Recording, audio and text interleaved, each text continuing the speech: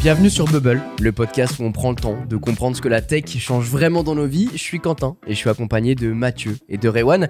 Aujourd'hui, on va explorer comment les visions d'hier ont façonné notre imaginaire, nos attentes et parfois même nos choix technologiques. Pendant des décennies, le futur a été imaginé par le passé et souvent, il ressemblait pas tout à fait à celui dans lequel on vit aujourd'hui. Dans Retour vers le futur, dans le 5e élément, Minority Report, Total Recall, K2000 et même les œuvres de Jules Verne ou les Simpsons alignaient des prédictions justes, presque par accident.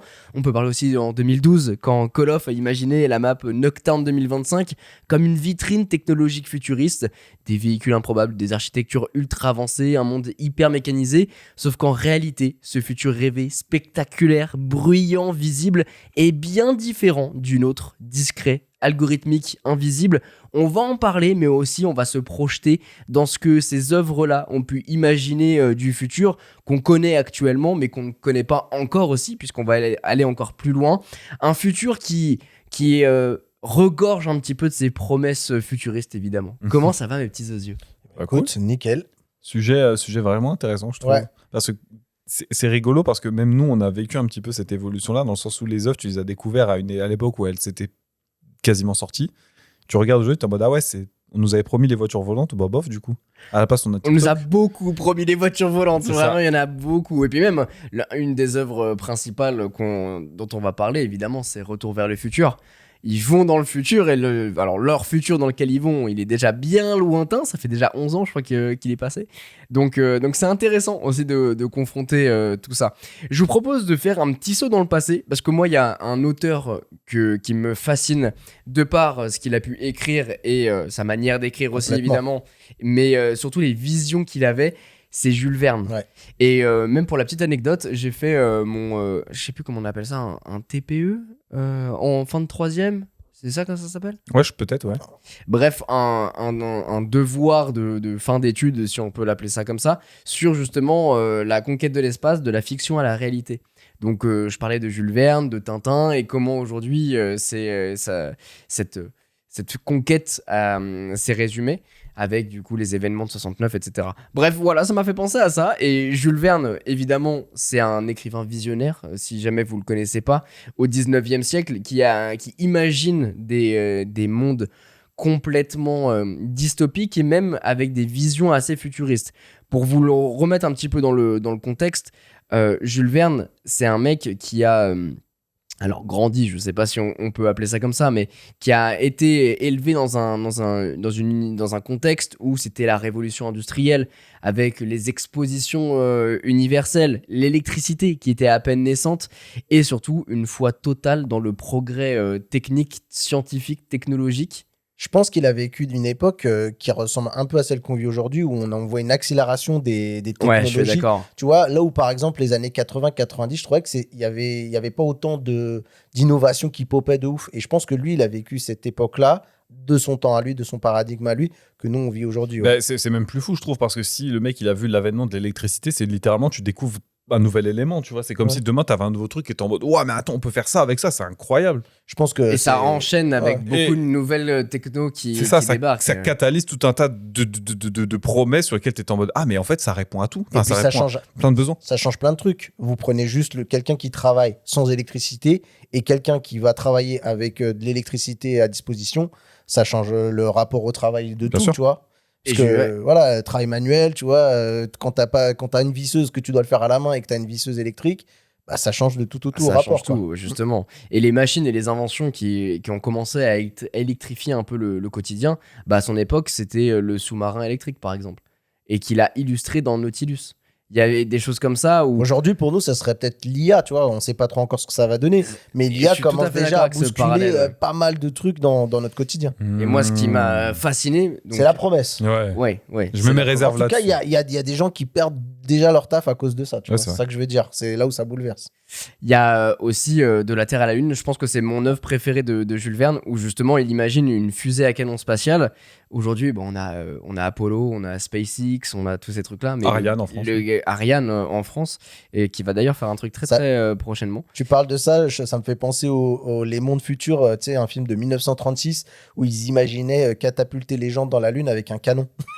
C'est un vrai concept, hein. C'est un vrai concept, hein. Ouais, Parce c'est que un vrai concept. ça consomme beaucoup moins d'énergie si tu arrives à les envoyer et te servir de la gravité Bah oui. terrestre. Bon, après, ouais. Tu sais, comme la Lune qui tombe en fait, qui est en chute perpétuelle. En gros, bah, il faut battre la gravitation et après la gravité. La gravité. La gravité, c'est Ah mieux. ouais. Ah, Oh là, j'ai fait c'est une- c'est terminé cet il est beau. épisode. Là, allez hop, crédibilité, ciao. Donc oui, la gravité, et après tu te sers de l'espace, j'imagine, pour pouvoir... C'est ça. Et ça a été inspiré très au début du cinéma, en fait, par Georges Méliès en 1902, pour être plus précis. C'est l'époque des films muets avec très peu de couleurs, hein, évidemment. Les mondes Et, futurs, c'est aussi ça, hein, c'est un truc muet. Exactement, mais lui, c'est Georges Méliès, pour l'anecdote, c'est le gars qui a fait les premiers pas dans le cinéma, qui les a illustrés avec sa vision. Et justement, l'idée de son film, c'est un obus spatial lancé depuis la Floride qui atterrit sur la Lune. Lune, en plus, je pense que vous avez déjà vu cette image de la Lune qui est personnifiée. Il a des avec des yeux yeux et et- il se reçoit une fusée dans la tronche. Et bref, c'était 1902, ils imaginaient déjà la fusée comme Jules Verne l'imaginait déjà en 1865 et je trouve ça hyper fascinant. Et mis à part ça, il y a aussi d'autres technologies dont on va parler. Il y a le téléphone, le téléphote qu'il appelait ça comme ça, donc qui fait des vidéoconférences comme on peut avoir aujourd'hui Il y a des avec fautes Zoom. parce qu'il y avait une faute d'orthographe. Non, parce que c'est comme toi qui l'appelle. D'accord, ok. Voilà, après il y a C'est les autres choses, l'éolienne, l'armement, les écrans plats, enfin bref.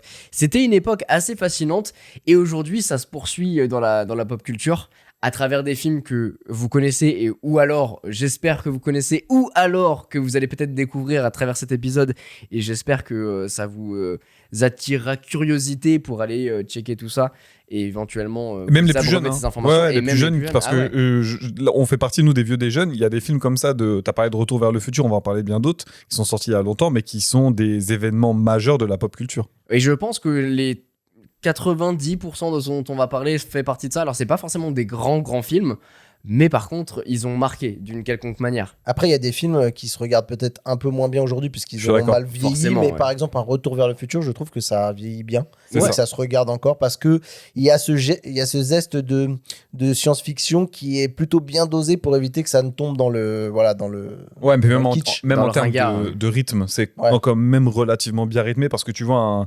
2001, l'Odyssée de l'espace, au niveau rythme, c'est beaucoup plus c'est calme. beaucoup plus tu lent, vois, ouais, c'est- de ouf, ouais.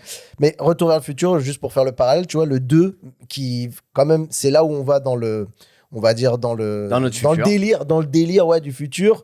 Aujourd'hui, ça pourrait être vu de manière kitsch, mais je trouve que c'est quand même suffisamment bien amené avec une légèreté qui fait que, comme le film, il se prend pas totalement non plus au sérieux, Ouais. ça Oui, se c'est regarde humoristique. avec un côté, attendrissant, en disant, ah bah tiens, c'est marrant comment ils imaginaient les années 2000, quoi. On parlait de Jules Verne. Je peux aussi faire un petit parallèle parce que là, c'est basé sur des technos. On sent que tu Je peux kiffes. faire un petit parallèle avec aussi Fritz Lang qui a imaginé Metropolis. Oui. Donc cette mégalopole, hein, tout simplement, à travers un livre.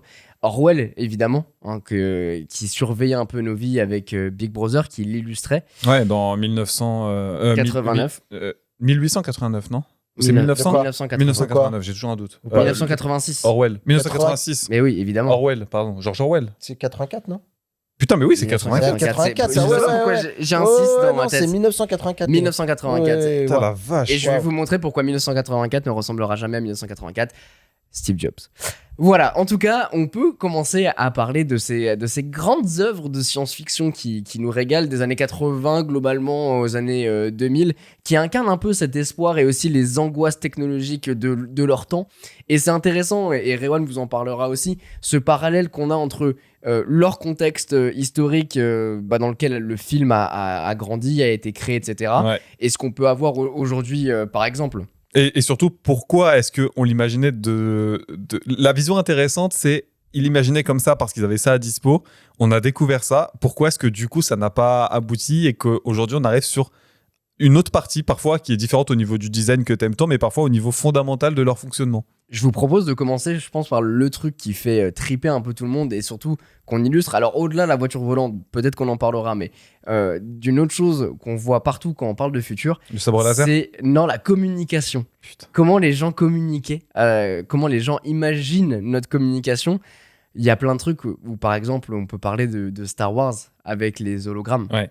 Et je trouve ça hyper dingue parce que On a toujours cette fascination à l'hologramme. Je sais pas d'où ça sort. Je sais pas non plus, en fait. Je pense que c'est l'idée de projeter quelque chose en 3D dans Moi, un espace. Je pense que c'est pour faire de la VR, tu vois, ça me parle beaucoup parce que l'idée, c'est l'immersion. C'est-à-dire que de plus avoir l'impression que quelqu'un est devant un écran en 2D plat, mais qu'on reproduise l'effet de présence. Je suis d'accord. Mais, C'est un peu ça. mais c'est ça qui est un peu rigolo parce que dans Star Wars, tu regardes, alors tu vois que c'est une projection, c'est relativement analogique dans l'approche qu'ils Oui. ont. Et surtout, c'est monochrome en fait. C'est une couleur.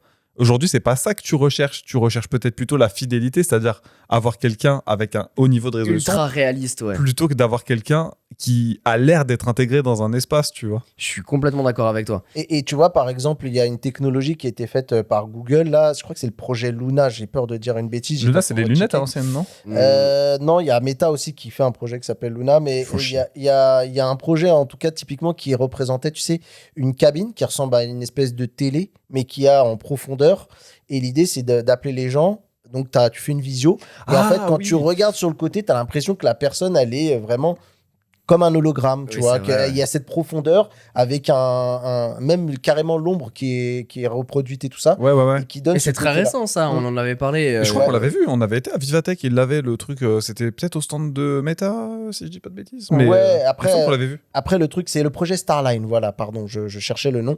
Et en fait, la grosse difficulté de tout ça, c'est que tout ça doit être transmis par des réseaux ultra rapides en temps réel pour reproduire le côté un petit peu visuel 3D.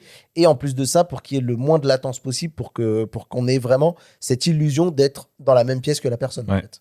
Ça, c'est très fort. Bon, après, Star Wars, on en reparlera Oui. dans d'autres éléments parce qu'ils ont été. C'est un tournant, c'est un- c'est ouais. un tournant majeur de la pop culture. De la Cinématographiquement, sci-fi. c'est vraiment quelque chose qui a bouleversé. Hein. Et ce qui est fou, c'est qu'on sent que dans pas mal d'œuvres, même par exemple, je prends un Akira Toriyama qui a fait pas mal d'œuvres de manga et tout ça, qui a créé des véhicules complètement futuristes, voire même complètement artistiques.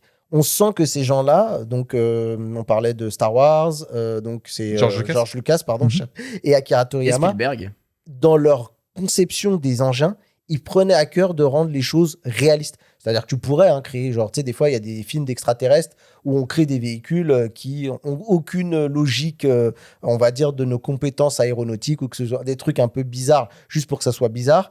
Là, tu sens que les mecs, par exemple, je sais qu'Akira Toriyama, ça fumait les mecs quand ils devaient animer les mangas, parce que lui, il faisait des mangas papier à la base, mais quand ça passait à l'animation, c'était une vraie galère parce que les produits étaient tellement complexes et tellement bien foutus que, il fallait se prendre la tête et tout était pour qu'on ait un ressenti crédible, en fait. Aujourd'hui, et vous allez le voir dans la construction, il y a la communication qui est vachement traitée dans ces projets futuristes. Il y a les interfaces.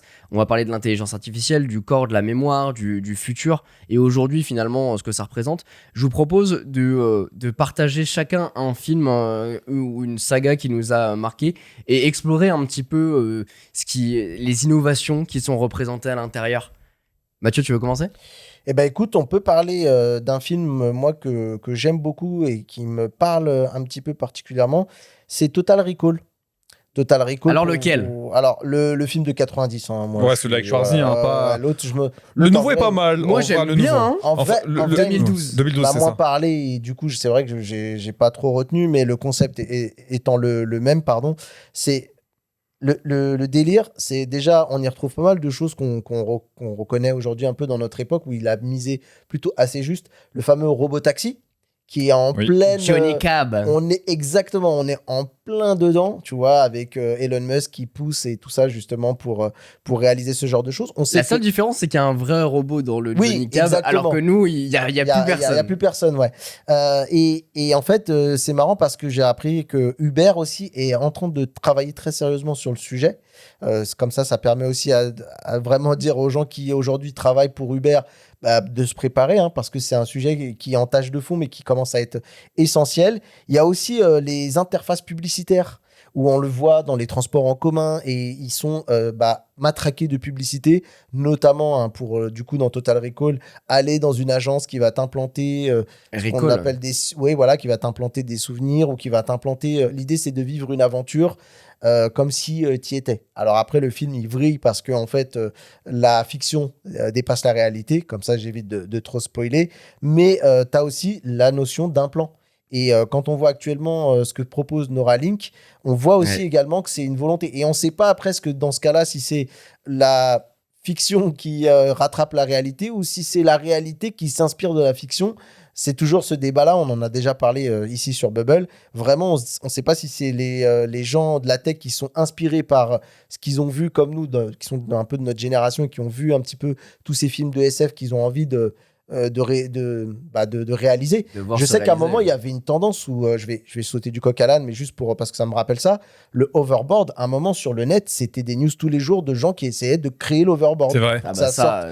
Et En fait, c'était juste des skates de merde qui explosaient dans la rue, mais bon, bref. Exactement. Donc, toutes ces choses-là, je trouve que Total Recall, outre le fait qu'il y a l'aventure, il y a pas mal de petites choses qui font en sorte que, on est, je trouve, assez proche actuellement dans ce que propose le film en termes de tech. Mais ça mélange pas mal de trucs en plus. Tu en as parlé, tu as la cybernétique, tu as l'IA, la robotisation, tu as la conquête spatiale, hein, puisque quand même Total Recall, Oui, tu as une c'est grosse sur Mars. partie colonie sur Mars et tout ça. Exactement. bah t'as aussi le fait que effectivement tu peux t'implanter des rêves directement et revoir tes rêves. Ouais, mais c'est proposé comme un service, c'est du divertissement. C'est ça, Tu vois, c'est ça exactement. qui est intéressant. C'est en mode on a pensé Demain je plaisir. veux être astronaute et ben je deviens astronaute parce que je le sais, je l'ai implanté. C'est ça. fou. Et Elon Musk l'a dit, que pour l'instant, il est surtout dans l'idée d'essayer de réparer les corps.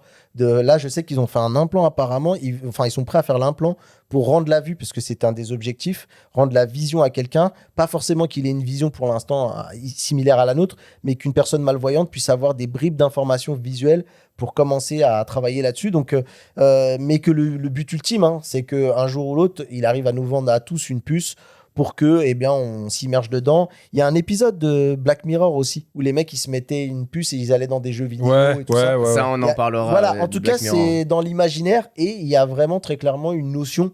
La VR, typiquement, c'est un peu ça. Aujourd'hui, personne n'a envie de mettre un casque VR, mais l'idée de te dire, tiens, si tu te colles comme dans Black Mirror, une petite puce dans la tempe et que tu fermes les yeux et que tu vas Et que ça se vivre passe ta dans ta meilleure tête. vie. Ouais. Voilà, il y a toute cette notion-là et donc je trouve que pour ce coup-là, ce film est intéressant au-delà du divertissement qu'il propose. Mais il y a un schéma qui revient régulièrement dans ces films un peu de sci-fi, c'est on se dit ouais c'était comme ça à l'époque, pourquoi c'est pas comme ça aujourd'hui? Bah en fait la réponse elle réside dans la question, c'est que c'est un film. Donc en fait tu veux transmettre des émotions, donc ce qui est intéressant c'est ce que tu vas voir, c'est parce que ce que ça va te faire ressentir, c'est pas le fondamental. À l'époque tu voyais des gros ordinateurs, tu voyais de la bande magnétique, des cartes perforées, tu sais toutes les consoles qui font bip Avec et qui des font bips et flash, des lumières dans tous les des sens. lumières et tout. Mais sauf que la vérité c'est que en vrai ça c'est cool, mais c'est pas pratique. Ça n'a pas anticipé deux choses. Un, c'est la diversité des réseaux, l'interconnexion. Donc, tu n'avais pas besoin d'avoir des grosses machines qui étaient indépendantes chacun des autres, mais la force réside dans le collectif, quelque part, dans ces trucs-là. Et l'autre partie, c'est la miniaturisation. Parce que pour tout un tas de raisons, faire des petites machines, c'est un peu plus compliqué, mais c'est beaucoup plus pratique et beaucoup plus efficient que de faire des énormes trucs. Et je pense qu'il y a plein de films ou on va dire de jeux vidéo, qui imaginaient qui avaient cet imaginaire-là de notre futur, parce qu'en fait, factuellement, on a un peu une divergence entre la réalité et la fiction, qui fait que nous, dans la réalité, on fait tout pour rendre la technologie la plus invisible possible et la moins invasive, et que tout se fait de manière très naturelle. Par exemple, comme quand Quentin il rentre dans une pièce, ses lumières chez lui, ça s'allume et tout ça. En fait, dans une œuvre, dans un film, si tu veux traduire, tu veux faire ressentir aux gens le futur, il faut qu'il y ait des choses voyantes, des choses qui arrivent à être perçues. C'est et ça. on se dit, ah ouais, la voiture du futur, les machins, il faut que tout soit voyant. Et parce qu'on veut que ça en jette, on veut pas que ce soit pratique. On s'en fout. C'est que ce soit pratique. Il y a des trucs qui sont pratiques, il faut que ça soit intéressant pour le scénario, tu vois, genre le voyage supraluminique de Star Wars, tu sais, le passer en vitesse lumière, l'hyperespace, c'est pratique, ça permet d'aller très vite. D'ailleurs, il y a un truc dont je me suis rendu compte dans Star Wars, je sais pas si vous avez percuté aussi, genre, il n'y a pas de smartphone, il n'y a pas d'ordinateur personnel, il n'y a pas de réseaux sociaux, il n'y a pas d'identité numérique, et surtout, ce qui est fou, c'est que tout est collectif. Le savoir, il est collectif. Quand ils veulent rechercher une information, ils vont dans un endroit, genre dans la bibliothèque ou dans l'espace, des trucs comme ça. Ils n'ont rien de personnel, mis à part leur sabre laser pour les Jedi. Sinon, rien n'est personnel. Alors, rappelle-toi, dans l'épisode 1, la menace fantôme, alors je sais pas si on le voit dans les autres, mais ils ont un petit communicateur, un espèce de truc qui sort, et tu sais, Obi-Wan, il discute avec Qui-Gon, mais c'est un talkie-walkie en fait. Oui, c'est juste un putain de talkie-walkie où ils discutent les deux, mais c'est vrai, ils sont pas. Il n'y a pas. à part dans les vaisseaux ou dans les grosses stations, t'as pas d'interface projetée, t'as pas de dispositif personnel pour te connecter à des trucs. Les gens marchent pas dans la rue avec des lunettes connectées, tout ça. Mais pour en revenir à ton premier débat là sur l'outrance des produits futuristes qu'on voit, je trouve que par exemple Retour vers le futur, c'est un excellent exemple parce que si vous regardez les films, notamment le 2, tout produit est montré pour montrer le futur. Ouais. C'est-à-dire qu'il arrive devant le cinéma, il faut qu'il y ait un hologramme. Dès qu'il y a une course-poursuite, on monte l'overboard. Et regardez bien comment ils prennent le temps. Quand ils prennent l'overboard, ils le jettent par terre. On voit qu'il y a un plan unique sur l'overboard qui flotte pour bien montrer aux gens, regardez, c'est le futur, ça flotte et tout. Ouais. Ça flotte. Quand l'autre, à un moment, il veut l'agresser avec la batte, non, ça peut pas être une batte normale. Il faut que ce soit une batte télescopique qui s'augmente. Tout est fait. Le Pour te faire manteau, ressentir. on s'arrête, il va dans l'eau. Le manteau, il appuie sur le bouton, ça sèche le manteau. Tout est Et visuellement... tu l'as dit, il y a aussi les drones qui promènent les chiens. Exactement, les drones qui promènent les chiens, même les keufs, elles ont même leur chapeau, je crois, c'est un truc à écran LED qui défile. Ouais, je crois, ouais. Tout est montré visuellement, il faut absolument que ce soit crédible et dire, bah voilà, on est dans le futur et il y a tout qui clignote, il y a tout qui bouge. Et Star Wars, c'est un peu pareil, c'est-à-dire que tu as raison, il n'y a pas de smartphone, il n'y a pas de truc très technologique invisible, mais par contre, tu as des écrans partout, tu as des piop-piop, des trucs, c'est les bruits, c'est les petites lupiotes qui scintillent de partout. Moi, j'ai Alors dans Star Wars, contrairement à ce effectivement à notre futur actuel, il y a un truc aussi qui saute aux yeux, c'est le fait que nous on tend vers le minimalisme, le rien, l'invisible. Eux, par exemple, dans leur vaisseau, c'est méga plein de boutons, C'est des ça. interfaces ultra pas vieillissantes, mais tu sens que la technologie elle doit vraiment se faire ressentir. C'est très analogique. Hyper analogique. Le futur, c'est des lumières, c'est des gros trucs, c'est des gros. Moi, j'adore les séquences où ça appuie sur des boutons et puis tu sais, il appuie sur 3 touches, t'as la bonne info qui apparaît. Et tout. Oui. Mais comment tu sais sur quoi appuyer? Tu sais très bien que dans la vraie vie, ça fonctionne Ben pas. oui. Même sur ton putain de clavier, même si tu pourrais taper sans avoir à regarder les claviers, maintenant, je pense que 90% des gens ils pourraient y arriver. Mais tout le monde regarde le clavier. Il y a encore les touches marquées sur le clavier. Tu vois. Complètement. Un truc qui a aussi aucun sens. Et là, je reviens sur mon propos tout à l'heure sur le fondamental qui est pas au service du cinéma. Un vaisseau spatial, c'est dans l'espace par définition. Est-ce que t'as vu la taille des putains de couloirs des vaisseaux dans Star Wars? Ouais. Est-ce que t'as déjà regardé des images de l'ISS, ce genre de truc? T'as vu la place qu'ils ont Oui. dedans? C'est pour une raison. C'est parce qu'il y a moins d'air à remplir du coup si t'es dans des espaces réduits. Les mecs, ils sont dans des ont des- boulevards où il y a 3 pélos. C'est ça. T'imagines? gigantesque. Alors, ils ont dû faire une percée de ouf dans le recyclage, la production de l'oxygène ou un truc comme ça parce que ça n'a aucun sens. Sauf que, C'est est-ce que vrai, je t'imagines- vais jamais penser. Mais ouais, mais t'imagines faire un film avec des plans tout pétés, à moins Ouais, que ce soit des- un film d'horreur ou un thriller où t'as envie de ressentir de l'oppression type Genre Alien, quoi. ou le chant du loup, tu vois, un truc de sous-marin, un truc comme Oui, ça oui. où t'as envie de le faire vraiment très restreint. Star Wars, c'est stylé, ça fonctionne parce que t'es dans l'univers et parce que tu ne te poses pas la question. Personne s'est dit, mais c'est pas réaliste, regarde ces grands trucs, comment ils mettraient toute l'oxygène. Faut aller se faire foutre, les mecs, ils ont la force, ils se battent avec des sabres laser et tout ça. On s'en fout. Et c'est ça le côté magique de ces œuvres-là. C'est que ils arrivent à te faire oublier le sens de la techno parce que l'univers arrive à t'en être et te dire, bah en fait, c'est cohérent dans leur environnement. Je vous propose, vu qu'on est beaucoup sur Star Wars, de continuer avec ça. On parlait des hologrammes, on a parlé de tout ce qui va être interface. Ouais. Je vous propose d'aborder la médecine dans Star Wars parce que c'est un des points les plus frappants, je pense, que ce soit à la fois avec la main robotique de Luke ou d'Anakin. Ouais. Oh, spoiler. Non, mais là, il y a... Ah, là, il y a la prescription. Quand même. Grave. Et il y a aussi la cuve à Bacta. Je sais pas si vous vous Bien souvenez sûr. de ce Oui. truc-là. Bien sûr qu'il revient régulièrement à chaque fois que t'en as un qui est blessé, ils te le mettent dedans, petit respirateur, oh tout va bien. Exactement, voilà. C'est Et même dans Dragon c'est Ball, pour c'est la différent, petite mais c'est substance. inspiré aussi beaucoup de Star Wars où ils les mettent dans des cuves, ils blindent d'eau et les mecs ils se régénèrent. T'en as comme plein. ça, Tu Ouais, te non. rappelais de Wanted, t'en as un où ils le mettent dans la cire, tu sais le film où C'est ils vrai. arrivent à créer des trajectoires de balles, machin, ils te le mettent dans de la cire et puis le mec il se réveille dans la cire et puis tout va bien. Et tout va bien. Et c'est ouais. expliqué, la cuve à Bacta c'est pas du tout expliqué, l'autre c'est en mode oui ça accélère tes globules blancs, machin. Cuve à Bacta t'inquiète. Oui, c'est une tout va bien. substance médicinale qui accélère juste le processus de guérison. Exactement. Voilà, point, c'est tout ce qu'on sait. Il y a les prothèses invisibles aussi dans Star Wars et le fait que bah, tout simplement le corps il est complètement réparable. Oui. C'est aujourd'hui on imagine vachement avec des films genre Elysium ou des choses comme ça où Ouais. t'as le sorte de méta-humain finalement où Qui est augmenté. qui est augmenté Ouais. et tu peux t'améliorer physiquement. Là, tu peux faire ça, mais t'as aussi les histoires de force, etc. Mais t'as les implants et c'est hyper intéressant. Mais le fait que t'es pas mal, en fait, dans Star Wars, t'as des trucs qui sont présentés, mais il y a plein de choses, tout n'est jamais clair et c'est embaumé d'un certain mystère où tu peux te dire, Complètement. parce que à force de voir des aliens, à force de conquérir des mondes et tout, ils ont trouvé des moyens de faire en sorte de, effectivement, réparer les mondes. Et c'est un peu ce côté mystérieux, ce côté fantasmé fantasmé, c'est peut-être pas le bon mot, mais ce côté avec de l'espoir du futur, du fait que tu sais que tu as rencontré d'autres populations et que tu as découvert d'autres technologies qui te permettent de te dire, en vrai, oui, ça pourrait très bien être le cas. Pourquoi ? Les mecs, ils peuvent parler dans leur tête, ils peuvent faire bouger des objets avec leur esprit. Pourquoi ils pourraient pas faire repousser des membres, tu vois ? Par contre, je trouve qu'il y a un truc très intéressant, puisqu'on est encore dans Star Wars, autant est resté. Je pense que Star Wars, aujourd'hui, c'est un film que tu peux regarder en essayant de voir quelle est un petit peu l'orientation de l'industrie du robot, parce qu'on se rend pas compte, Oui, mais le de robot, ouf. C'est c'est omniprésent. constant partout, le robot, et c'est vraiment le robot, je pense qu'on l'imagine serviable, qui a toujours, qui sert toujours à tout. T'as C3PO qui parle je sais plus combien de langues, t'as un petit peu, on va dire, R2D2 qui est là en train d'essayer de regarder à droite à gauche, qui est un peu une espèce de sentinelle qui transmet des messages. Ouais. Toutes T'as ces des choses-là, robots quoi. qui sont dédiés genre Exactement. R2D2 ou BB-8, mais t'as aussi des C3PO qui sont le droïde de protocole, comme ils l'appellent, pour tout faire, quoi. Mais là, ce qui est rigolo avec ces robots-là, c'est que pour le coup, quand ils les ont faits, ils les ont pensés. Ils se Ouais, sont dit, c'est trop beau, complètement. faut qu'il soit cool, faut qu'il aide les gens, on va le faire ressembler à une personne. Et d'ailleurs, par exemple, même Nvidia, qui a fait des présentations de robots il y a pas longtemps, ils ont vraiment montré des robots qui ont la gueule d'un plutôt d'un R2D2, etc., d'un BB-8 et tout ça.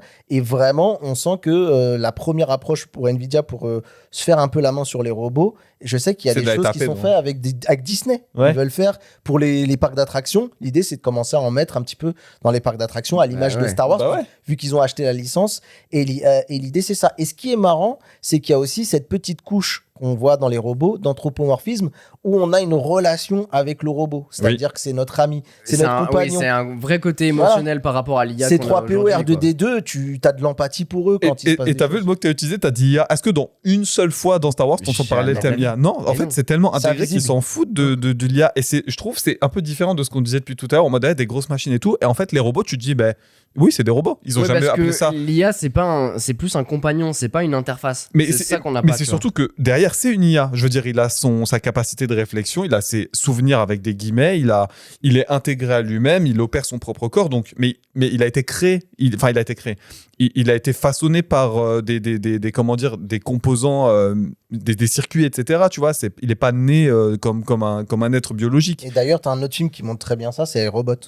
Qui date de 2004 et donc qui montre un petit peu ce côté là je presque tu vois iRobot c'est un peu une trajectoire de l'histoire. Imaginons genre je veux faire un raccrochage de bâtard avec Star Wars, c'est un peu genre le passé du Star Wars mais qui a mal tourné, tu vois, qui est devenu Terminator limite, on peut même reboucler du coup. Ouais, c'est le robot qu'on crée pour nous, qui sont là, qui rendent nos tâches, et il y a ce fameux combat un petit peu entre les gens qui refusent cette techno, Oui. comme, le personnage de Will Smith qui vraiment n'en veut pas, et d'autres qui disent mais attends c'est super bien, c'est super machin, et les gens qui tirent la sonnette d'alarme mais attention ça peut vriller, et en même temps il y a aussi cette relation durant tout le film avec le robot où encore une fois on va essayer de calquer un petit peu nos émotions sur ces personnages là, et je pense qu'aujourd'hui on est pile dans la phase où soit on devient Star Wars, c'est-à-dire que dans un futur lointain on est une race Fort lointain. Ouais, fort S'il te lointain, exactement. Soit on devient une race qui est capable de devenir exoplanète, extraplanète, on va dire,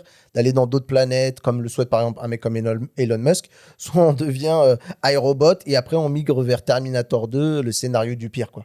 Moi, j'aimerais vous parler d'une œuvre qui est tout à fait actuelle, mais j'ai une petite anecdote là-dessus. Je vais évidemment parler d'un jeu vidéo, Cyberpunk 2077. Exactement. Ok. Est-ce que vous savez déjà, petite anecdote, ça fait longtemps que je ne l'ai pas fait, je vous la place ici, que c'est basé sur un RPG de table, un peu comme Donjons et Dragons, qui date de 1988. Ah Mais ouais. non. Et Excellent. ça date, en fait, GG. Cyberpunk, à la Même base... gagné une étoile là sur le podcast. Ah, merci beaucoup. Pour la culture. Et j'étais pas à mettre 5 là, franchement. Peut-être que c'est un prêt à Pour la truc, mais oui. culture. Cyberpunk, c'est pas un jeu qui est apparu de nulle part, comme c'est le cas avec The Witcher qui vient d'un roman, comme c'est le cas avec plein d'autres trucs que je pourrais faire la liste à tir à C'est l'arigot. picoré, quoi. Mais ça vient en fait d'un jeu vidéo de 1980, enfin d'un jeu sur table, sur papier de 1988.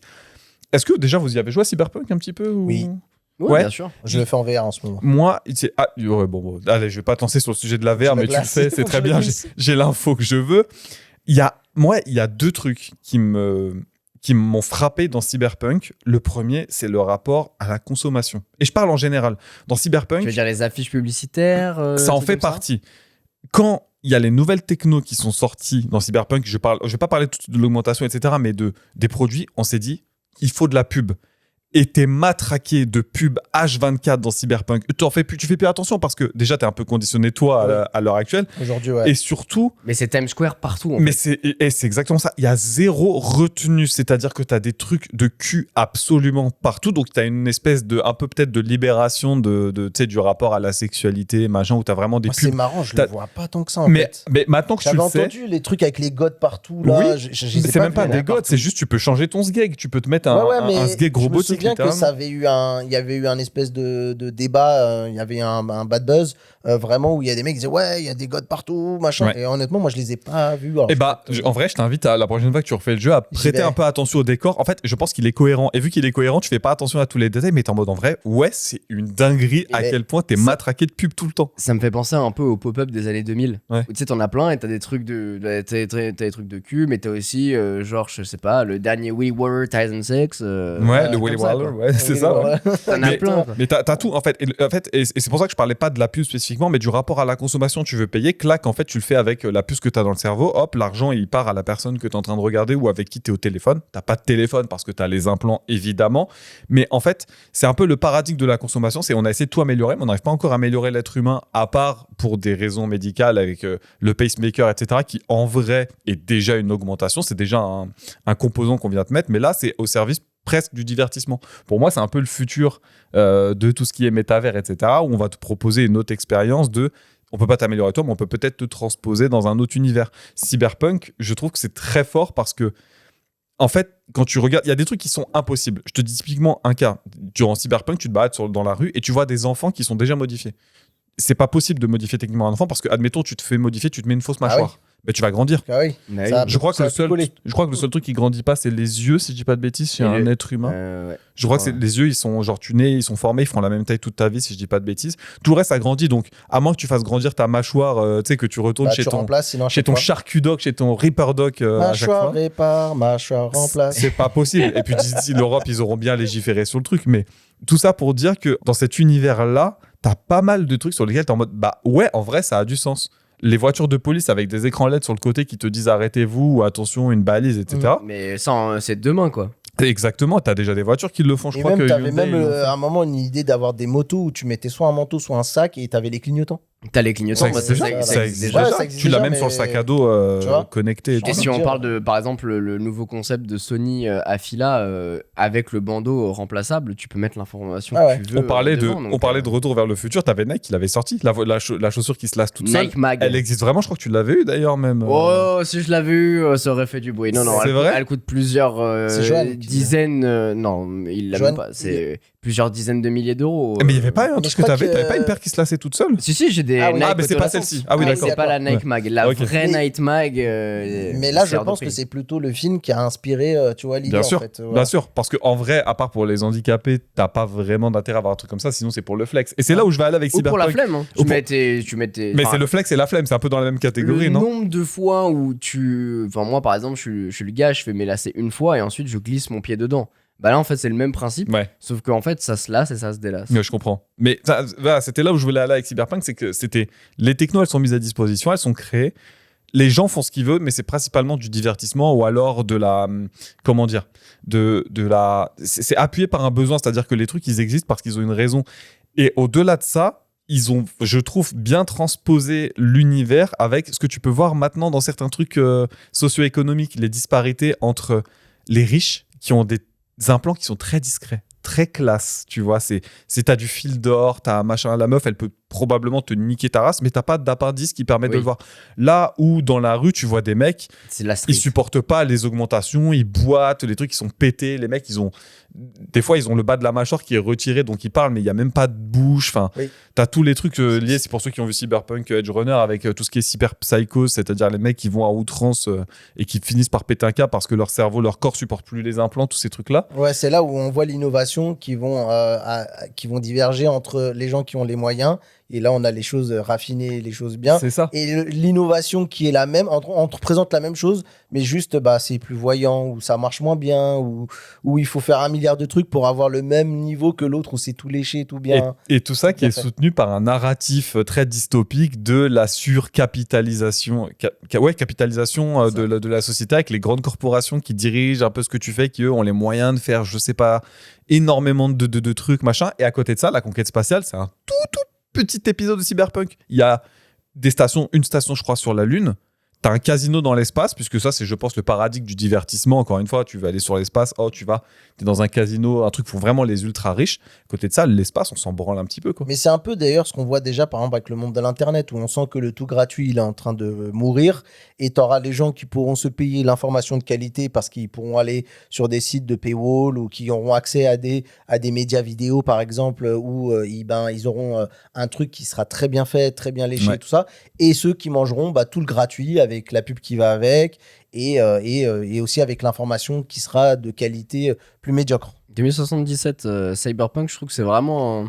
Bon, c'est sorti récemment, donc c'est, entre guillemets, c'est pas le passé qui s'inspire du futur, c'est le projette, c'est notre passé finalement qui imaginons un petit peu ce qui va se passer, mais c'est même hyper intéressant. notre époque, mais avec tous les curseurs poussés à fond. Je suis d'accord. Dans le côté le plus mauvais, parce qu'il y a des bonnes choses, heureusement, tu vois, il y a quand même des choses qui se passent dans la tech qui sont bonnes, qui sont bénéfiques, mais là, je pense qu'on a pris tout ce qu'il y a de mauvais et on a juste poussé les curseurs à fond pour voir où ça peut aller. C'est ça, mais je trouve que le narratif est presque plausible. Évidemment que c'est censé choquer et que c'est une œuvre de fiction qui a un but de divertissement, mais quand tu regardes la manière dont c'est construit le scénario et tout, t'es en mode avec l'actualité, t'es en mode c'est clair. C'est pas complètement impossible quand même. Mais on va faire une toute petite digression, mais je trouve qu'aujourd'hui on est dans une époque où on fait des trucs qui vont toujours vers de la dystopie, vers le mal. Il y a plus vraiment de films, tu sais, un peu à la Retour vers le futur, où c'est léger, où tu vois la technologie elle fait un peu rêver parce que tu vois la pizza qui grandit,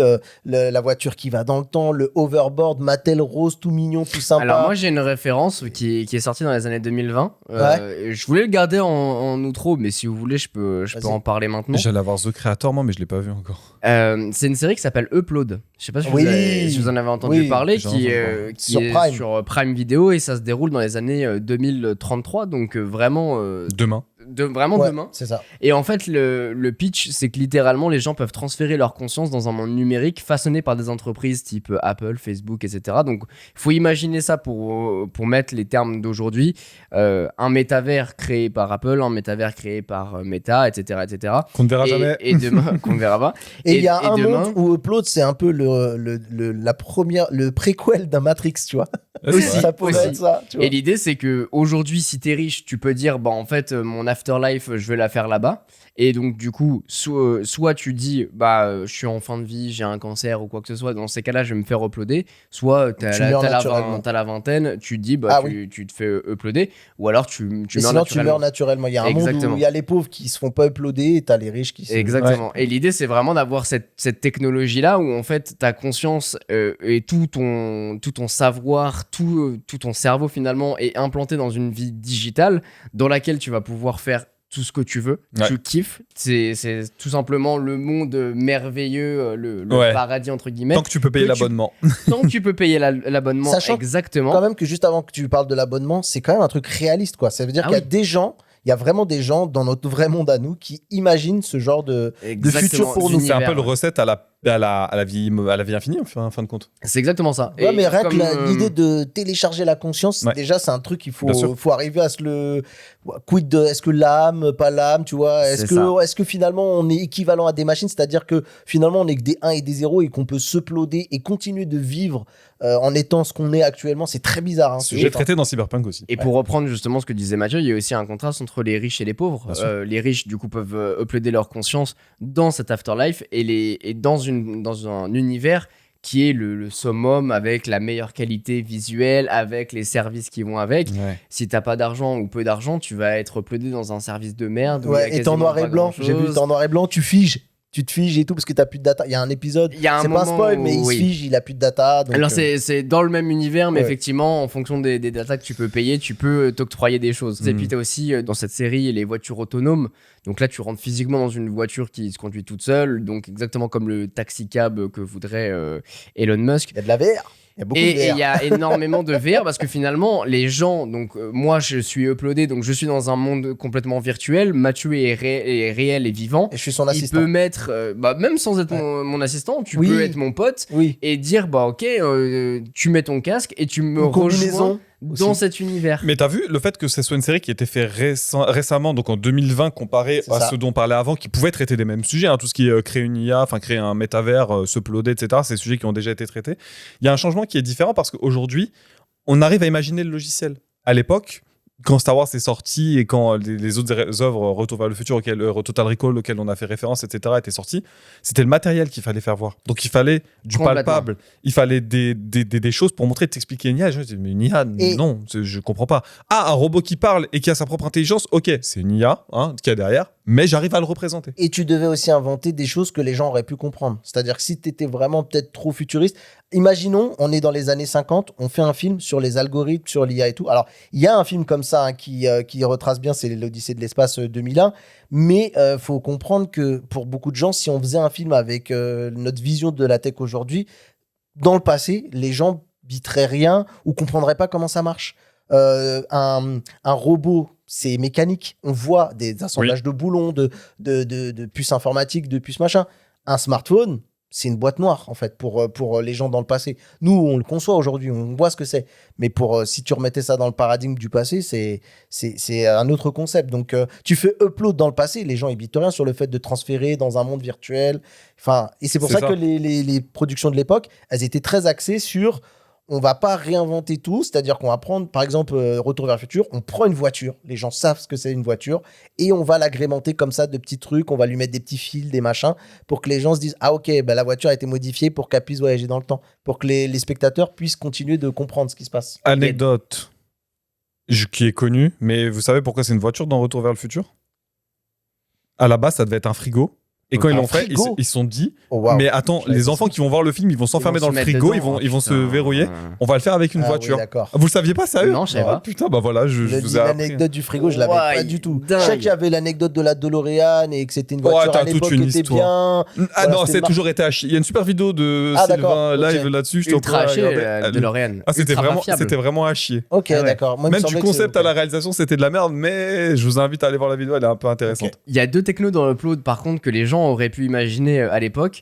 C'est étape 1, t'as un petit bracelet et t'ouvres tes doigts en deux et tu fais apparaître ton smartphone. Ouais. Mm. Donc tu peux discuter avec les gens, il n'y a pas de caméra. Alors c'est un peu le truc bizarre, c'est que t'as pas de caméra mais les gens te voient quand même et tu peux montrer physiquement ce que Bah là, tu je vois, vois. t'as une bague, on pourrait l'imaginer avec une bague qui a un capteur. Voilà. Et Mais bah bon, donc y a ça pas, c'est ouais. à travers le bracelet et tu parlais de la bague, ils ont aussi une bague qui sert à la fois de disque dur, donc tu peux la glisser dans une interface sur ton clavier et ça sert de SSD finalement pour avoir tes informations, chose qui pourrait très très rapidement arriver puisqu'on a déjà des clés USB qui Ça sont existe toutes déjà. petites. Avec le NFC, tu pourrais le faire. C'est pas des gros débits, mais ça fonctionne. Exactement. Et en plus de ça, tu vas pouvoir, de la même manière que tu consultes ton téléphone et donc du coup discuter avec les gens, afficher les informations de ton SSD et genre t'as accès à ton NAS à distance ou des choses comme ça. Mm. Donc ça c'est très cool. Et ça c'est des choses qu'on, bon, pour refaire le rebond avec les hologrammes, c'est un truc qui pourrait exister. On parlait aussi de vidéoconférence. On voit un moment dans Retour vers le futur qu'il est en train de se faire C'est ça. virer en discussion sur sa télé. Ouais, mais t'en as plein des cas comme ça. Tu sais, dans Minority Report, t'en parlais un petit peu plus tôt, t'as le fait que t'as les interfaces gestuelles. Donc t'as des écrans qui sont projetés, les mecs qui glissent à droite. Alors, c'est très cool, ça, on se dit c'est le futur. Mais en vrai, c'est vraiment pas pratique. Bah Et non. pour le coup, on a des exemples de produits, notamment Apple, qui avait fait pendant un moment, tu sais, tu pouvais glisser à gauche, à droite en survolant ton téléphone. C'est peut-être pas Apple. Non, c'est peut-être, Samsung. Il y avait c'est peut-être Samsung. Samsung. Du côté d'Android, il y avait ces interfaces où, avec les caméras, tu pouvais swiper les pages web. C'est ça. Tu pouvais faire plein de choses comme Mais ça, faut en parler. Minority Mais Report, c'est un film exceptionnel. hein. Mais c'est ça, mais dans la vraie vie, juste ce fonctionnement d'interface, personne veut ça, Personne parce ne que fait. c'est ultra pas pratique. Et au niveau sensoriel, t'as envie de toucher quelque chose.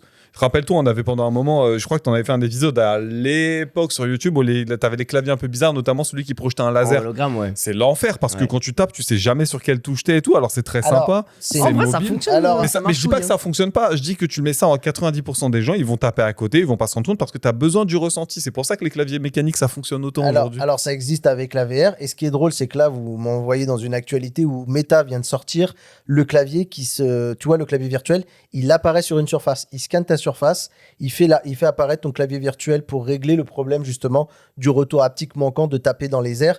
Le problème aussi qu'on a avec Minority Report et ces interfaces-là, c'est qu'en fait, notre corps, il n'est pas fait pour avoir les bras en l'air constamment. Je crois qu'il y a un truc qui s'appelle Arm Gorilla, je crois, en anglais.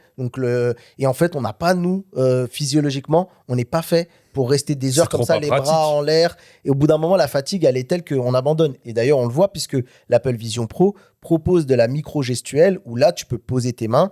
Et encore une fois, comme je vous ai dit, il y a Meta qui vient de sortir un clavier que tu peux faire apparaître ton clavier virtuel et un trackpad sur une table parce que avoir les mains positionnées, Alors après, c'est beaucoup pour des tâches. Dans Minority Report, effectivement, bon, pour remettre un peu le contexte du film, peut-être pour les gens qui l'auraient pas vu, ça se passe en 2054. Et en fait, justement, ça essaye. Le mec est une sorte de flic et il essaye d'anticiper C'est ça. les criminels. Ils arrêtent les crimes avant qu'ils se produisent. Exactement. Comment ça, ils le ça font, faut le reflète regarder. justement Ouais. le phénomène un peu paranoïaque qui s'est passé après le 11 septembre, parce que c'est sorti en 2002, donc c'est un peu Grosse influence. dans ce contexte, il y a une grosse influence. Et en fait, le gars est dans son bureau et il y a un énorme écran virtuel. Faut un peu l'imaginer comme ce que fait avec Meta ou le Vision Pro avec les écrans ultra wide qu'on peut avoir Ouais. devant les yeux. Sauf que cette interface est à travers des lunettes. Des lunettes que qu'on tu as peut déjà. avoir. On en a parlé il y a 2 Exactement. épisodes. X-Wheel, par exemple. Exactement. Projet. Et du coup, avec les gestuels, on va pouvoir gérer les caméras, ouvrir des trucs, un petit peu comme le fait Iron Man, finalement, Ouais. Tony Stark, sur des événements. Donc, je pense qu'il y a deux choses, et ça pourrait très vite arriver sur ce genre de situation où tu es dans une tour de contrôle, je sais pas, dans l'aviation, et tu dois avoir des datas, et donc tu les déplaces avec tes mains, effectivement, comme tu écrirais sur un tableau avec un stylo.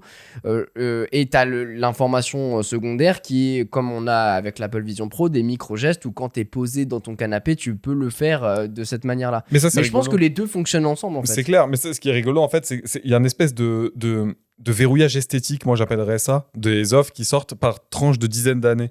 Parce que si tu refais un peu l'état de là où on en est par rapport à toutes les offres dont on a discuté, en 70, tu avais les machines, donc les gros trucs, les cartes perforées, c'était gros, c'était lourd, c'était industriel, tu vois, parce que à l'époque, c'était comme ça que tu formatais la donnée. Tu avais les cartes, tu sais, les cartes.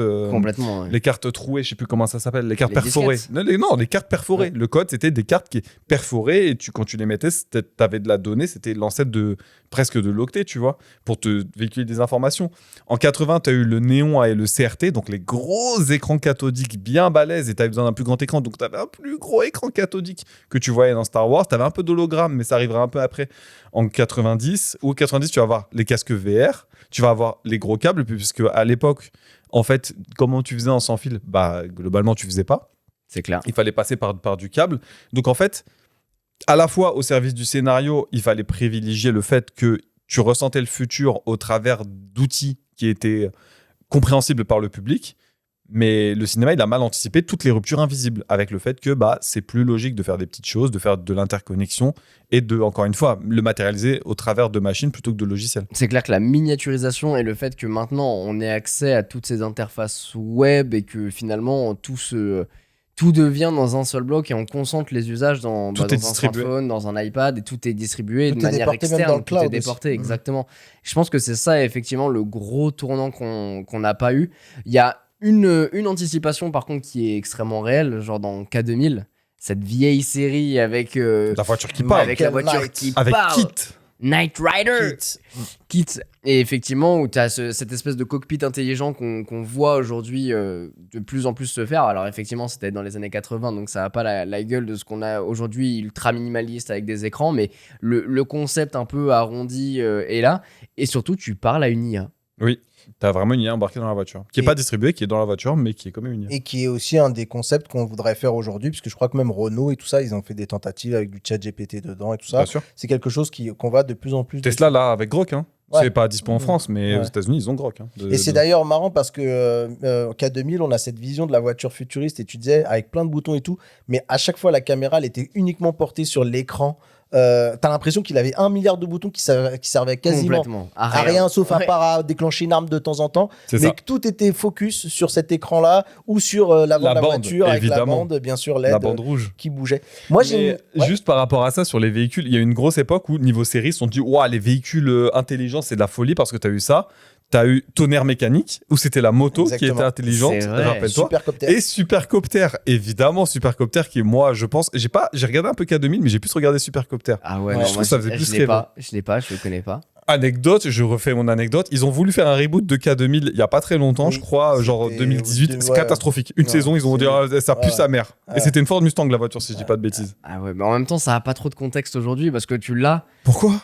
Pourquoi faire Oui, C'est terrible. ouais, aujourd'hui, c'est plus difficile à. Franchement. Aujourd'hui, à t'as une faire Tesla rêver, qui fait prout quand tu la Oui, verrouilles. Mais c'est Ah, ça. faut rêver. C'était- Donc il y a aucun intérêt. et c'est Tiens, pas- en parlant d'aucun intérêt, il y a une technologie qui est souvent montrée dans des films de fiction, etc., qui a vraiment jamais eu vraiment plus que ça envie d'émerger dans notre réalité, sauf à part, par exemple, dans le pays presque qui est l'inventeur de ce truc-là, c'est le robot géant. Tu vois, genre Pacific Rim, genre, je sais pas, même, tu vois, Transformers. j'avais presque Avatar, envie en d'étirer vrai, à... Ouais, Avatar aussi, avec les exosquelettes et tout ça. J'avais presque envie d'étirer, même pour aller plus loin, mais là, je pense que je vais un peu trop loin, mais Robocop, par exemple. C'est, par exemple, Megazord. la technologie du robot géant, c'est un truc qui a jamais pris, outre le fait d'en faire un pour le LOL, quoi, j'ai l'impression. mais Au Japon, ils font ça pour le LOL. Tu vois. Mais t'imagines la quantité d'énergie qu'il faut pour faire bouger le truc et pour J'avoue. en faire quoi? Bah, tu sais, pour en faire- genre, je sais pas, dans la guerre, mais. Mais c'est vrai, tu touches un point qui est hyper intéressant, c'est que dans beaucoup de films, effectivement, il y a toujours ces Les espèces de- mécas. Des Ouais, mécas, des gens qui sont énormes, des monstres qui sont gigantesques, même dans Spider-Man, où à chaque fois il y a toujours un truc ou une personne qui est Qui est dans un gigantesque. grand robot. Ce qu'on Iron arrive- Man. ce qu'on a absolument pas chez nous. Tu sais que dans le lore de Halo, c'est expliqué ça. L'armure Ok. qu'ils ont, Mjolnir, qui est l'armure littéralement des Spartans, elle est expliquée pourquoi elle commence à la marque 2, parce qu'en fait, la marque 1, qui a subi plusieurs évolutions, ils n'arrivaient pas à la faire fonctionner. C'était piloté par un opérateur humain, c'était grand, et en fait, ça nécessitait une connexion par câble. Donc ils se sont dit, ben, en vrai, le champ d'opérabilité, ça puait sa mère, donc ils s'en servaient juste pour, genre, bouger des charges dans les vaisseaux ou dans les sites tactiques. Ok. Ensuite, ils se sont dit, ah, on a trouvé une technologie pour envoyer l'énergie via des réseaux sans fil. Ouais, mais du coup, dans un contexte militaire, si tu frappes l'endroit, donc le distributeur de Tu peux plus l'énergie, piloter. tous les robots ils tombent en panne. Donc, tactiquement, ça n'a aucun sens. Et ils n'avaient pas la technologie qu'ils ont découvert après, où ils te mettent une espèce de petite pile avec une autonomie de je sais pas combien d'années qu'ils ont eu en combattant, avant le combat avec les Covenants, ça ce sera le bouclier, mais qu'ils ont découvert un peu plus tard, justement pour faire rendre possible la technologie de l'énergie dans l'armure. Tu vois, mais c'est expliqué dans le lore. Et je pense que les Excellent. contraintes sont un peu les mêmes aujourd'hui. C'est pour ça que tu as des exosquelettes qui peuvent être branchés ou qui sont à batterie, mais qui ont une autonomie relativement limitée et qui se cantonnent à un usage précis. C'est ça, hein, par exemple, le militaire, on va lui mettre plein d'outils à sa disposition, mais jamais l'idée de dire on va lui mettre une armure comme un Robocop ou un truc comme ça. Ou un chevalier à l'époque. Ou À un l'époque, Iron t'étais Man, un tu vois. tank. Quand t'étais un chevalier, tu te prenais un coup d'épée. Bon, il fallait qu'il y ait une grosse épée quand même, mais tu pouvais encaisser le coup. Aujourd'hui, t'es plus dans la tactique de faut se mettre à couvert, machin. Une balle, tu te la prends. Globalement, t'es C'est foutu. ciao, Tu vois, bonsoir. genre Iron Man, une armée de robots à Iron Man, enfin, t'es le king dans le game, tu vois, et personne ne propose ce genre d'invention. ça. Boston Dynamics va peut-être y arriver. Ouais. On va voir. Alors moi, je voulais vous parler d'une dernière technologie qu'on voit dans pas mal de films. C'est sur la nourriture. Il y a plein de trucs où, imaginons Spy Kids, tu mets ton petit truc, une sorte de carte dans ton micro-ondes et ça devient un Big Mac. T'as dans le 5e élément la pilule Food Cube qui te permet du coup d'avoir de la bouffe. Dans Upload, on en parlait, tu imprimes ta bouffe en 3D. Ouais. C'est quoi pour vous possiblement le prochain tournant sur ce côté alimentaire? Parce qu'on L'impression est- de la bouffe, moi. L'impression? Ouais, mais c'est rigolo, mais en fait, ça, c'est des trucs qui existent déjà. En fait, ça a des usages très précis. Les MRI, les rations militaires de certains soldats, elles sont conçues justement pour, tu sais, pas dépérir, être facilement faisable, puis tu as toute une gestion du moral à avoir sur le terrain. Pour les astronautes, tout ce qui est bouffe lyophilisée et tout, c'est des trucs qui existent. Aujourd'hui, on le sait pour notamment le rapport de l'humain à la viande rouge. Aujourd'hui, tu as des viandes qui sont cultivées en laboratoire, qui sont genre juste à base de cellules qui se reproduisent pour éviter alors à la fois la surconsommation, mais surtout pour avoir des viandes qui sont plus soucieuses de l'animal, tu as une notion d'écologie, mais à l'heure actuelle, ça coûte plus cher, je crois, en énergie que littéralement l'agriculture telle qu'on le fait maintenant. Ouais. En vrai de vrai, je pense que c'est encore une fois un truc qui fait rêver parce qu'on se dit, ouais, plus tard, on va pouvoir imprimer les trucs et tout, mais ça va répondre à une problématique. Pour moi, on va plus être dans... Je pense que je rejoindrai Mathieu sur l'impression de la bouffe, mais c'est pas vraiment dans le sens impression, genre on va imprimer des plats, mais plus dans le sens, il va falloir trouver des nouveaux moyens de se nourrir pour répondre aux contraintes écologiques et énergétiques avec notamment, je sais plus c'est dans quel film, je vais pas le spoil, je crois que c'est dans Snowpiercer, si je dis pas de bêtises, où en fait, juste tu broies des insectes pour avoir une pâte de protéines pour pouvoir subvenir à tes besoins. Ouais. Mais ça va être, je pense, le rapport à la bouffe va changer dans le sens où c'est se bouffer pour vivre et pas pour le plaisir. À part pour une certaine élite. Après, il y a des émissions comme Black Mirror dont parlait Mathieu, où tu as beaucoup de choses dystopiques par rapport à notre réalité. Et tu parlais justement de Boston Dynamics. Ouais. Il y a un épisode justement là-dessus, les chiens tueurs du coup dans la version 2017 où tu as vraiment un Boston Dynamics qui te poursuit, qui veut te... Oui, il n'y a pas que les chiens, il y a plein de robots différents, mais ouais. C'est un peu façon Terminator. Robot, exactement, qui est vachement un gros clin d'œil je trouve au robot de Boston Dynamics. Et tu as aussi justement un épisode qui s'appelle San Junipero où tu vas avoir cet upload justement de la conscience dans une réalité virtuelle après la mort. On peut faire aussi Demolition Man aussi avec quand ils font du sexe, il n'y a plus le contact physique qui se fait, il se fait via une espèce de truc qui se mettent sur les tempes et ils ressentent les choses. Demolition Man, on n'en a pas parlé, mais il y avait pas mal aussi de choses assez prévisibles du monde du futur. Moi, j'avais une petite question aussi, juste rapide, c'était de se dire, est-ce qu'aujourd'hui, on n'est pas arrivé à un stade où finalement, les créateurs de films et de séries et de tous nos médias, jeux vidéo, etc., ils sont plus dans la prédiction réaliste, c'est-à-dire ils sont plus à toucher le réel, à voir ce que fait la Silicon Valley. Amplifier le réel. Ouais, et tu vois, à voir ce que fait la Silicon Valley pour les mettre dans les œuvres. Et on a peut-être perdu ce côté où les gens se disent je vais essayer de carrément inventer un truc. Aujourd'hui, j'ai l'impression que ce qui invente des choses, c'est plus, tu vois, les Game of Thrones ou tu vois, les Seigneurs des Anneaux, les trucs fantasy et tout ça, où on va créer des nouvelles langues, des nouvelles choses, etc. Et là, je trouve qu'on a un peu perdu cette époque-là où Star Wars, le mec invente des technologies futures en partant de petits trucs qui sont les nôtres, qui font de nous des humains. Mais je trouve qu'il y a plus ce côté où on essaye d'inventer quelque chose de complètement what the fuck qu'on n'a jamais vu et qui pourrait peut-être inspirer les générations futures. Là, on est plus dans la prédiction. Avatar, pour moi, j'ai cet exemple qui me vient en tête, le plus proche. Moi, je voudrais nuancer le propos. Pour moi, c'est le rapport au film qui a changé sur ces sujets-là. Je pense qu'à l'époque, on était plus dans des trucs un peu presque dans l'espoir, tu vois, dans les possibilités qui sont offertes et tout. Aujourd'hui, t'es plus dans le rationnel. Pas le rationnel, la mais peur. Ouais, mais c'est un scénario qui se transformer. C'est ça, mais c'est un scénario, je pense, qui est porté aussi par les médias dans le sens où t'allumes l'actualité, c'est que des mauvaises nouvelles. Quoi, globalement, c'est rare qu'il y ait des bonnes nouvelles. Et en fait, t'es un peu dans cet état d'esprit, dans le sens où tu veux regarder un film, mais tu veux qu'il te fasse ressentir des choses. Et maintenant, de par le scénario que la presse nous offre, c'est plus facile de faire ressentir des choses négatives qui vont te faire réfléchir plutôt que de te faire un film. Et le film, que tu sois content de l'avoir regardé pas parce qu'il te propose une fin qui te fait réfléchir et qui presque t'a blessé dans ton fort intérieur, tu vois, parce que on t'a matérialisé une vision dystopique du futur, mais plutôt dans le sens... On va te faire un film qui, ça se passe bien, ça se finit bien. C'est un truc qui, tu vois, t'as une intrigue, mais qui, mais je trouve que qui fait quelque chose. Moi, de je parlais positif. de côté tellement purement technologique. Je parle pas de dystopie ou pas dystopie. Tu prends, par exemple, des films aujourd'hui comme Her, c'est ultra réaliste en fait. Même Severance, on s'était dit, tu vois, tu prends la série Severance, en vrai, tu te dis, tu regardes ce qu'il y a dedans. 90% du truc, c'est tangible. Mais tu vois, il a parlé de Black Mirror tout à l'heure. Il a parlé de l'épisode San Junipero, qui est, je pense que par saison, il doit y en avoir un qui se passe bien, où la fin, c'est en mode genre t'es un peu content, tu vois. Je crois que San Junipero, il se finit bien, si je me rappelle correctement, parce que c'est des personnes qui sont loin, mais qui se fréquentent dans l'univers virtuel, qui finissent par se rencontrer. Donc c'est un peu triste, mais c'est quand même bien. L'épisode se finit bien. À côté de ça, tous les épisodes, tu les regardes. Enfin, t'as envie de te foutre en l'air après, parce que tu te dis, putain, la technologie qui est mise à disposition, elle est incroyable.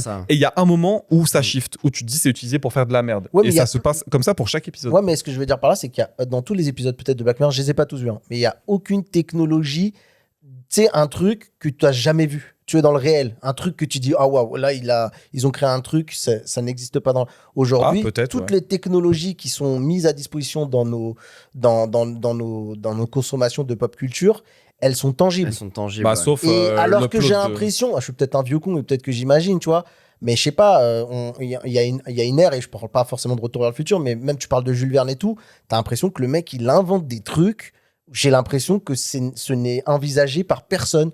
Tu vois, voyager dans le temps, tu vois, un concept de. On n'a plus jamais inventé de concept. Je pense qu'on a peut-être à part la Tenet, peur. Je dirais Tenet. On a peut-être la peur d'anticiper finalement et on est peut-être bridé, hein. Non, mais je pense qu'on a envie. Là où à l'époque on avait envie éventuellement de voir ce que le futur imaginait, aujourd'hui on a peut-être plus l'envie de transformer notre réel pour qu'il devienne meilleur. C'est beau. Moi, je dirais en opposition avec toi juste que et ça va reboucler sur un des concepts qu'on parle beaucoup dans ce podcast-là. C'est peut-être qu'à force de ne plus avoir l'ennui pour s'évader et laisser vaguer notre imagination et peut-être partir dans des délires complètement ouf, on est tellement aujourd'hui cadré, formaté, standardisé sur tout ce qu'on regarde qu'au final, on n'a plus cette notion de rêve. Peut-être que, et ça c'est à la fois dystopique et à la fois optimiste, on va dire, peut-être que l'IA, avec le fait de pouvoir créer ses propres œuvres soi-même, nous fera émerger des gens qui créeront des choses sur lesquelles on n'avait jamais aucune vue, aucune prise. Ça va être complètement innovant et novateur, et ça peut être aussi très cool. En tout cas, je vous invite à nous partager vos films préférés qui justement imaginaient ce qu'on allait avoir technologiquement potentiellement dans le futur. Je suis hyper curieux d'avoir vos avis là-dessus, donc n'hésitez pas à enregistrer vos questions sur la bulle vocale. Le lien est juste en bas, en dessous de l'émission. Merci évidemment d'avoir partagé ce petit moment avec nous dans Bubble. J'espère que vous avez apprécié. Et puis on se retrouve très très vite pour un prochain épisode. Prenez soin de vous et à très bientôt. Ciao. Salut.